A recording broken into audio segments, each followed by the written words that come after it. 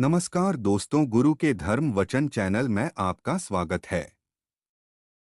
एक अध्याय है गरुड़ पुराण के सिंहावलोकन में। उसके अनुसार यदि कोई व्यक्ति जहर पीकर फांसी लगाकर भूख से पीड़ित होकर आग से जलने, हिंसक प्राणी द्वारा जल में डूबने, किसी दुर्घटना के कारण सांप के काटने या फिर आत्महत्या करने से होती है तो वह अकाल मृत्यु कहलाती है।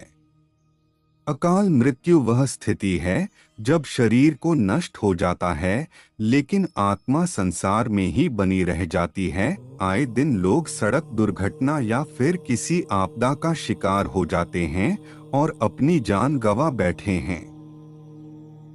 ऐसी मौतों को धर्म शास्त्रों में अकाल मृत्यु का दर्जा दिया गया है। अकाल मृत्यु किसे होती है और क्यों, एक अटल सच्चाई है। इस धरती पर जिस प्राणी में जन्म लिया है उसकी मौत तय है।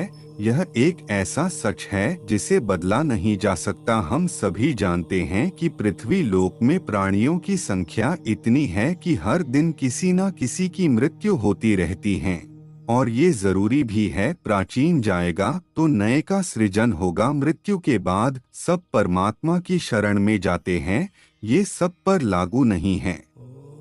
सीधी सी बात है कि हर प्राणी को मोक्ष प्राप्त नहीं होता। इनमें से कुछ ऐसे भी होते हैं जिनकी आत्मा सदियों तक पृथ्वी लोक में ही भटकती रहती है। इसका कारण है उनकी अकाल मृत्यु, यानी भगवान का दिया हुआ पूरा जीवन नहीं जिया। अकाल मृत्यु कैसे होती है? वेदों में मनुष्य की उम्र 100 साल निर्धारित की गई है, तो अकाल मृत्यु क्यों होती है? इस 100 साल की निर्धारित उम्र में दुष्कर्म को नहीं मिलाया गया है। मतलब इंसान की मृत्यु तभी होती है जब उसके पास धर्म कार्यों के लिए शक्ति नहीं होती है या फिर उसका शरीर उसे धर्म कार्य करने की इजाजत नहीं देता या धार्मिक कार्य करने लायक नहीं रहता। इससे अलग जब कोई व्यक्ति अपनी इच्छा से धार्मिक कार्यों को त्याग देता है तो पृथ्वी पर उसके जीवन की अवधि कम होती जाती है। यानी इंसान की उम्र भले ही 100 साल हो लेकिन अपने कर्मों के कारण वह अपनी उम्र को खुद ही कम करता चला जाता है। अकाल मृत्यु के बाद आत्मा का क्या होता है?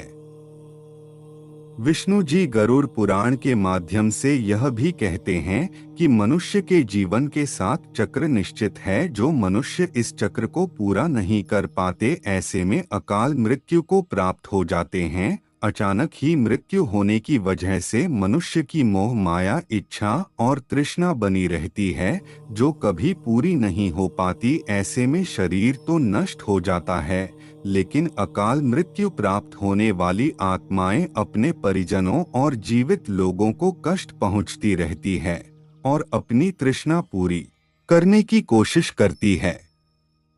गरुड़ पुराण के अनुसार प्राकृतिक मौत से मरने वाले मनुष्य को 41 दिन में दूसरा शरीर प्राप्त हो जाता है। इसके विपरीत अकाल मृत्यु व्यक्ति भूत प्रेत पिशाच कुष्मांडा ब्रह्म राक्षस बेताल और छत्रपाल योनि में भटकता रहता है। उनकी आत्मा को जल्दी से शांति नहीं मिलती। आपको बता दें कि अकाल मृत्यु में आत्महत्या को सबसे निकृष्ट माना जाता है। आत्महत्या को ग्रंथों के अनुसार घिनौना कृत्य बताया गया है। भगवान श्री विष्णु जी ने गरुड़ पुराण में इसे ईश्वर का निरादर और अपमान कहा है। श्री हरि कहते हैं कि आत्महत्या करने वाले मनुष्य की आत्मा पृथ्वी लोक पर तब तक भटकती रहती है जब तक कि वह प्रकृति द्वारा निर्धारित अपने जीवन चक्र को पूरा नहीं कर लेती। ये एक किस्म की सजा है। इस प्रकार की आत्मा को ना तो नरक लोक में जगह मिलती है और ना ही स्वर्ग लोक में। इस प्रकार की आत्मा को मरने के बाद भी सबसे कष्टदायक स्थिति से गुजरना पड़ता है। यह आत्माएं अंधकार में तब तक भटकती रहती हैं जब तक कि उनका प्रकृति द्वारा निर्धारित जीवन चक्र पूरा नहीं हो जाता। आत्महत्या करने वाली आत्माओं के कष्ट को तो दूर नहीं किया जा सकता, लेकिन गरुड़ पुराण में अकाल मृत्यु को प्राप्त व्यक्ति की आत्मा की शांति हेतु कई उपाय बताए गए हैं। भगवान श्री विष्णु जी गुरु पुराण में बताते हैं कि अकाल मृत्यु प्राप्त मनुष्य के परिजनों को नदी या तालाब में तर्पण करना चाहिए। साथ ही मृत व्यक्ति की इच्छा पूरी करने के लिए पिंडदान और दान पुण्य जैसे सत्कर्म जरूर करने चाहिए, ताकि उनकी आत्मा को जल्द से जल्द मुक्ति मिल जाए। यह सत्कर्म लगातार कम से कम 4 से 5 साल तक करना चाहिए। ऐसा करने से अकाल मृत्यु प्राप्त आत्मा को मुक्ति मिल जाती है और उसके नए जीवन की शुरुआत होती है।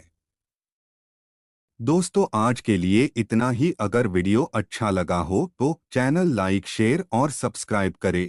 और आप भी भोलेनाथ के भक्त हैं तो कमेंट बॉक्स में हर हर महादेव जरूर लिखें।